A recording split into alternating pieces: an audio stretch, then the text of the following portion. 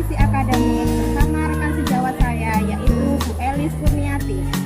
Dalam supervisi akademik ini saya melakukan kegiatan pra-observasi, observasi, dan juga pasca observasi. Selamat menyaksikan. Assalamualaikum warahmatullahi wabarakatuh. Saya Sumiati, calon guru penggerak Angkatan 8 dari SMP PGRI 4 Kromengan, Kabupaten Malang. Hari ini saya akan melakukan supervisi akademik bersama rekan sejawat saya yaitu Bu Elis, guru bahasa Indonesia. Silakan Bu, perkenalkan diri. Ya, nama saya Elis Kurniati, saya mengaku mapel bahasa Indonesia. Assalamualaikum Bu Elis. Waalaikumsalam Bu Sumi. Bagaimana kabarnya Bu? Alhamdulillah baik. Alhamdulillah. Ya Bu, hari ini kita akan melakukan kegiatan supervisi akademik yaitu yang pertama yaitu pra-observasi. Saya akan menjelaskan dulu ya Bu, tujuan supervisi akademik itu apa. Jadi supervisi akademik itu kita lakukan yaitu untuk pengembangan kompetensi yang berkelanjutan dan optimalisasi potensi guru. Kemudian tujuan khususnya untuk meningkatkan performa pembelajaran guru di kelas dengan mengambil data dari kegiatan observasi, mengidentifikasi dan merencanakan area pengembangan diri dan memonitoring pencapaian tujuan pembelajaran tersebut. Oke, paham ya Bu? Ya. Kemudian kegiatan supervisi sendiri ada 3 yaitu pra-observasi, observasi, dan juga pasca observasi. Hari ini kita akan mengadakan kegiatan percakapan pra-observasi ya Ibu, yaitu percakapan yang akan kita laksanakan yaitu hari ini, kemudian nanti kita akan observasi di kelas, dan setelah itu kita akan melakukan kegiatan pasca observasi ya. Baik Ibu Elis, hari ini kita kegiatannya pra-observasi ya.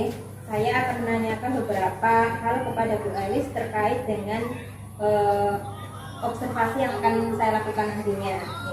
Yang pertama, apa tujuan pembelajaran dari RPP yang Ibu kembangkan untuk pembelajaran bahasa Indonesia yang akan saya observasi Bu?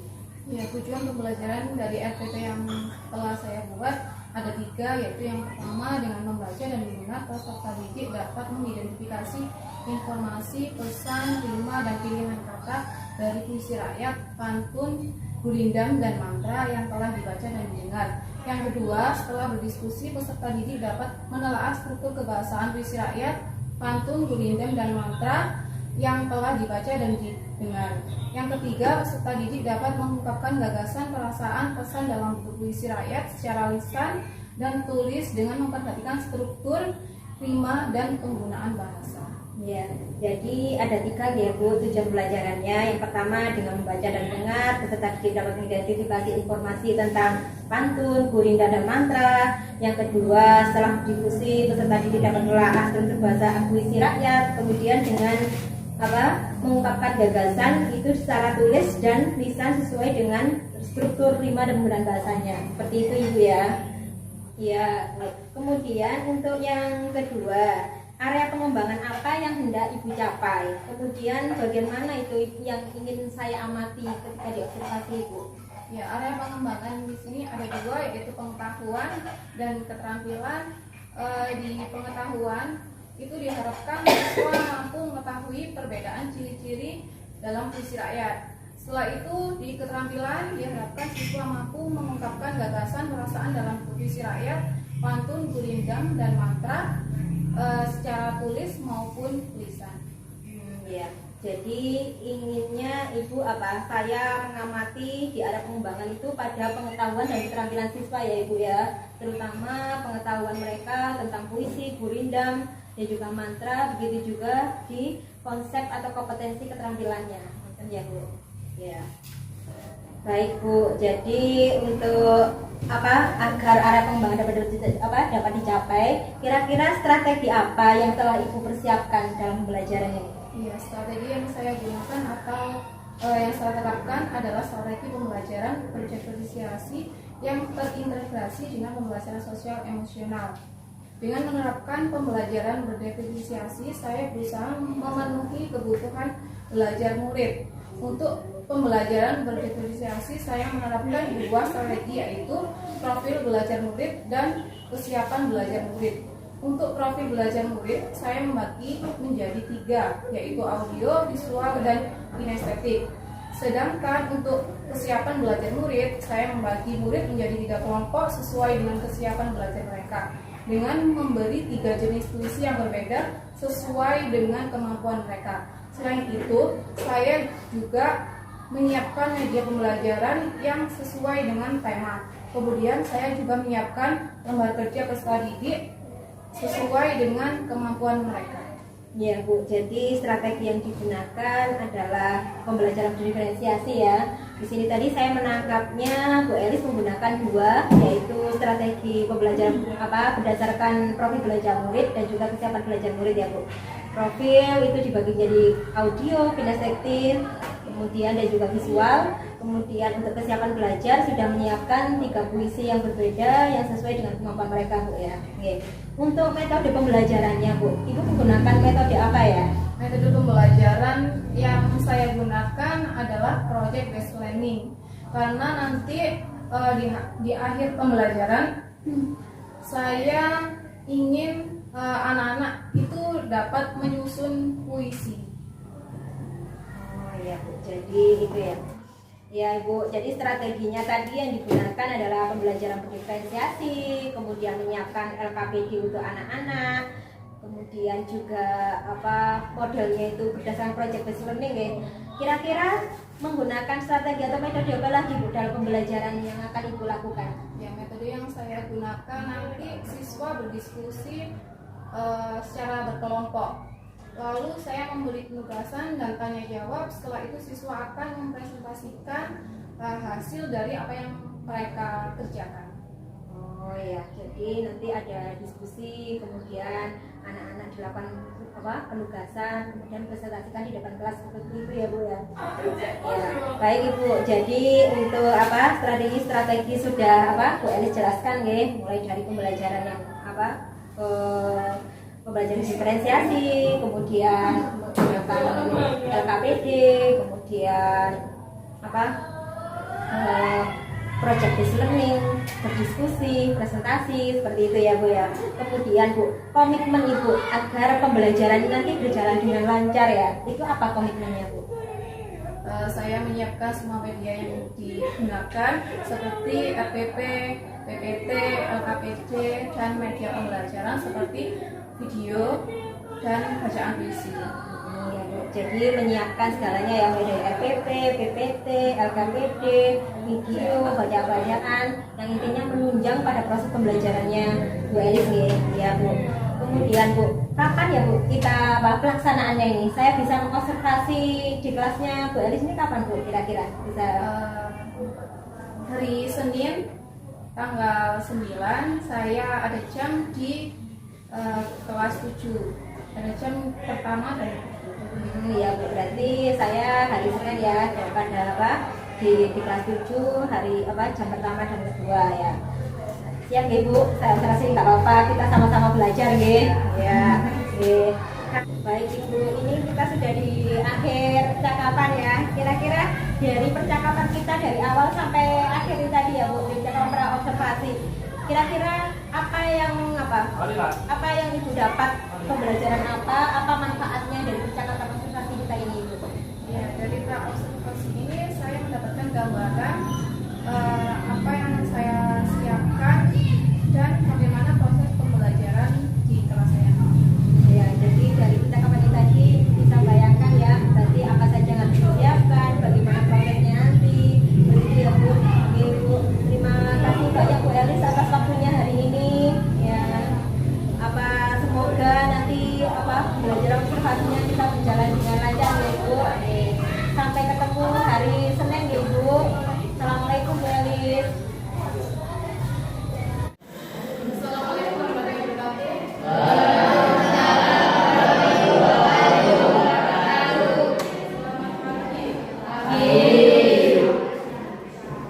Siap ya untuk pembelajaran hari ini? Ya.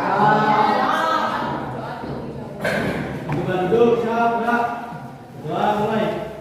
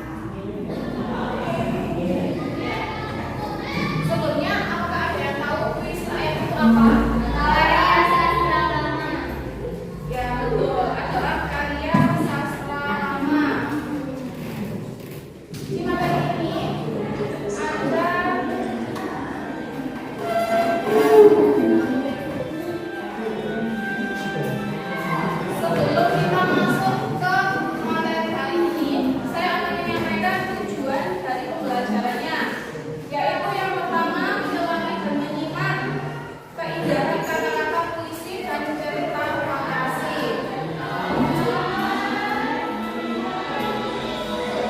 Yang kedua yaitu mempelajari dan mendiskusikan elemen budaya bangsa dalam puisi rakyat dan cerita fantasi yang dapat menyajikannya dengan baik dan benar.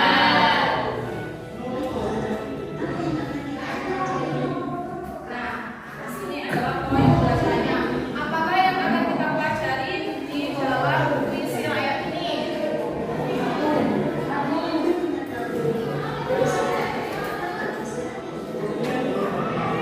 Apakah puisi rakyat itu? Yang kedua, apa saja jenis puisi rakyat itu? Selanjutnya, unsur apa saja yang ada di dalam puisi rakyat? Dan yang terakhir adalah tujuan dari puisi rakyat.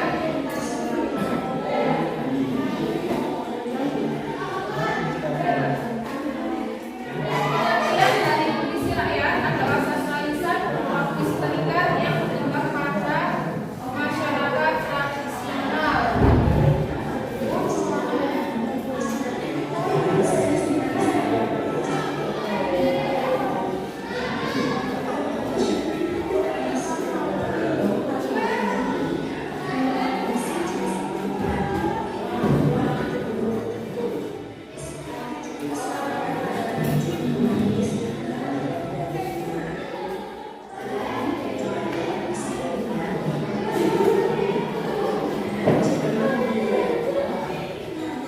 Yang kedua yaitu tujuan dari puisi rakyat.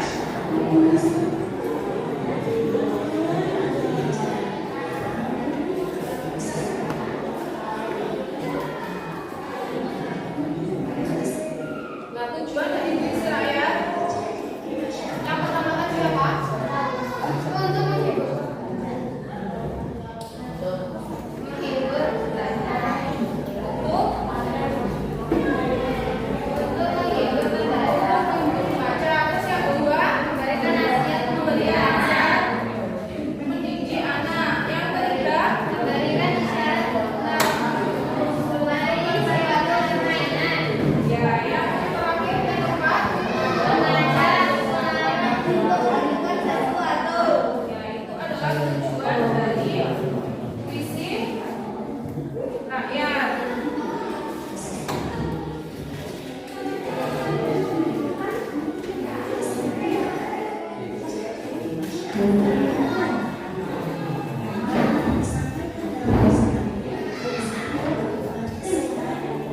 Ya, hal-hal yang disampaikan di dalam puisi rakyat biasanya berupa nasihat,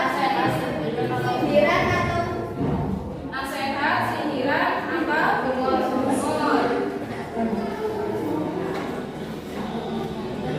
Ciri-ciri dari puisi rakyat.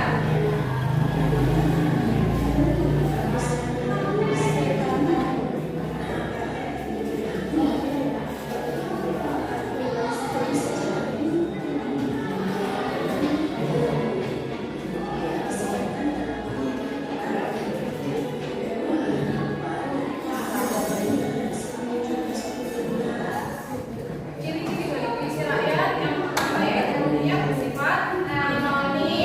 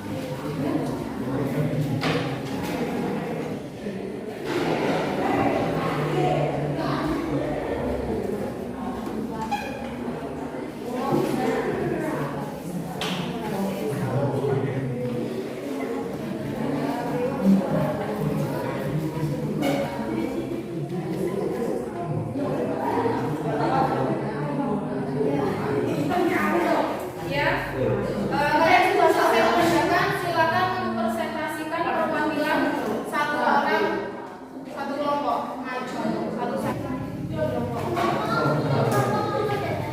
Dari kelompok A, anak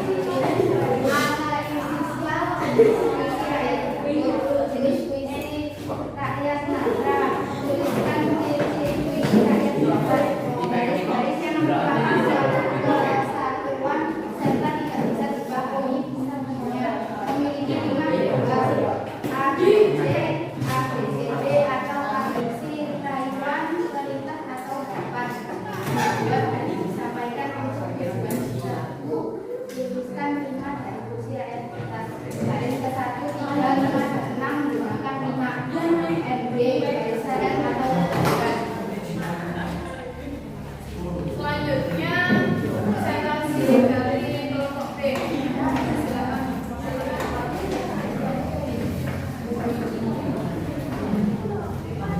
Kelompok B.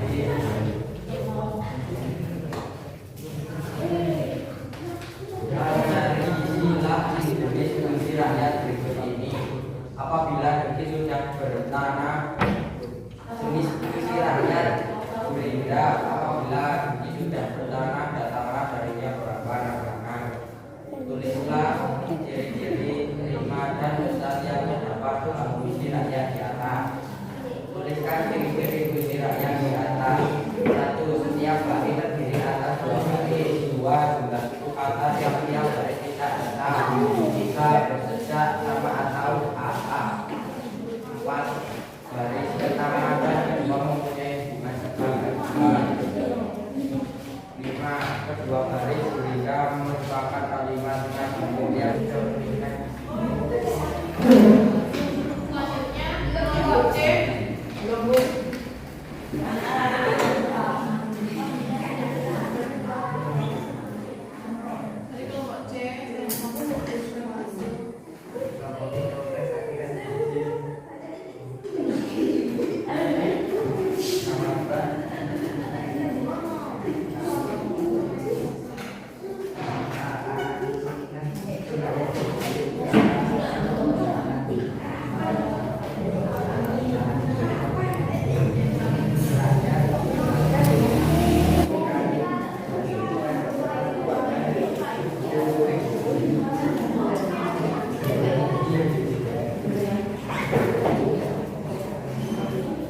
Baik, kalian sudah mempresentasikan hasil dari jawaban kelompok kalian masing-masing.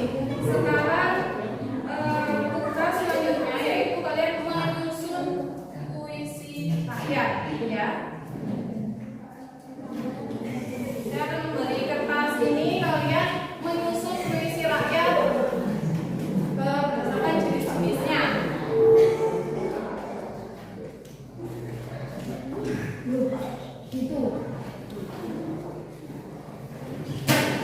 Silakan kalian membuat jenis-jenis puisi rakyat atau menyusun puisi rakyat.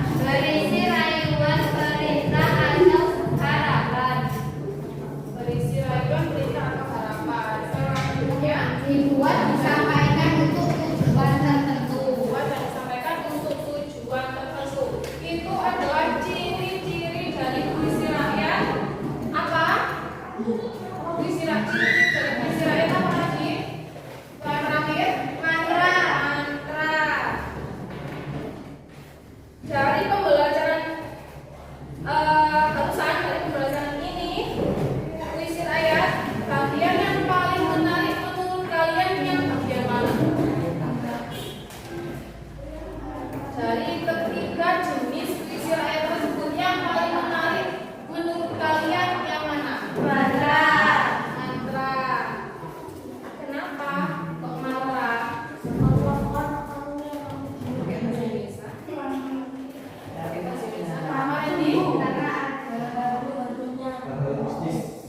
Karena berhubungan dengan hal-hal baik. Terus berdasarkan apa yang telah kalian pelajari, menurut kalian apa saja yang harus diperhatikan dalam menulis puisi rakyat? Kira-kira apa saja yang harus diperhatikan dalam menulis puisi rakyat?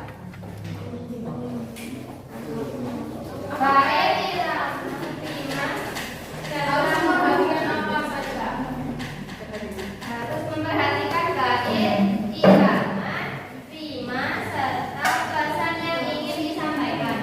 Ya, harus memperhatikan bait, rima, irama, dan Pesan yang ingin pesan yang ingin disampaikan.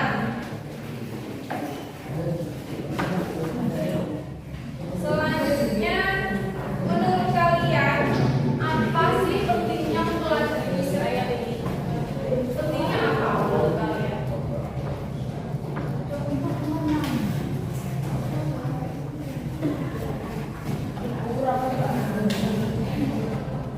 Menurut kalian pentingnya mempelajari puisi rakyat ini untuk apa? Supaya apa?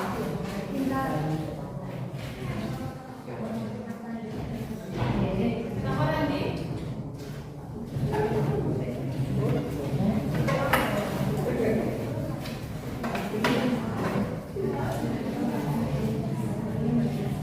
Pentingnya mempelajari jenis-jenis puisi rakyat, ciri-ciri puisi rakyat, tujuan dari puisi rakyat. Pentingnya menurut kalian itu untuk apa? Supaya apa? Agar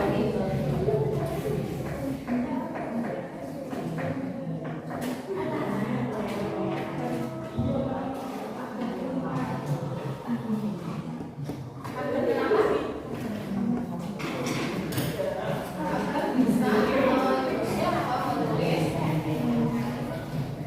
Enggak sih?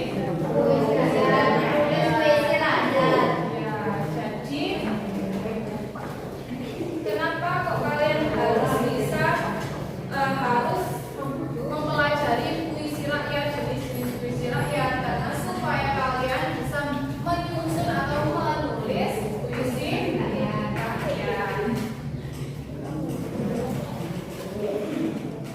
Ya, baik, nanti di pertemuan selanjutnya kita mempelajari cerita fantasi, ya. Masih di bab 2. Materi pokoknya adalah cerita fantasi. Baik Bu Elis. Alhamdulillah ya Bu, ini tadi sudah selesai melaksanakan kegiatan observasi nggih di kelas. Gimana Bu perasaannya setelah melaksanakan pembelajaran di kelas setelah saya observasi? Alhamdulillah Bu lega. Alhamdulillah ya Bu. Oke, di sini nanti kita akan melakukan percakapan pasca observasi ya Bu. Jadi saya akan menanyakan beberapa pertanyaan tentang masih yang kegiatan observasi di kelas tadi ya Bu. Oke, yang pertama Bu, saya menanyakan saja Bu. Kira-kira pada saat mengajar tadi, apakah indikator ketercapaian pengembangan diri yang sudah Ibu Els inginkan waktu kita percakapan di pra-observasi itu sudah berjalan dengan lancar atau bagaimana Ibu? Menurut Ibu sendiri, menurut Ibu gimana? Alhamdulillah sudah berjalan dengan lancar dan menyenangkan. Anak-anak mampu memahami jenis, ciri-ciri serta rima yang terdapat dalam puisi rakyat. Tetapi ada beberapa anak yang kurang aktif dalam pembelajaran. Seperti itu Ibu ya. Ya. Kalau saya selama mengobservasi ya Bu, saya sudah pembelajaran baik di kelasnya itu sudah baik sekali Bu, sudah bagus. Saya melihatnya itu sudah indikator strateginya pengembangannya itu sudah ada, tapi memang ada beberapa catatan ya Ibu ya. Di sini saya akan jelaskan beberapa catatan yang telah saya buat ketika saya mengobservasi di kelasnya jenengan ya Bu. Oke, pada saat pembelajaran berdiferensiasi berdasarkan profil belajar murid ya Bu, visual, audio, kinestetik. Di sini saya terlihat untuk anak yang kinestetik belum terpenuhi sepenuhnya ya Ibu.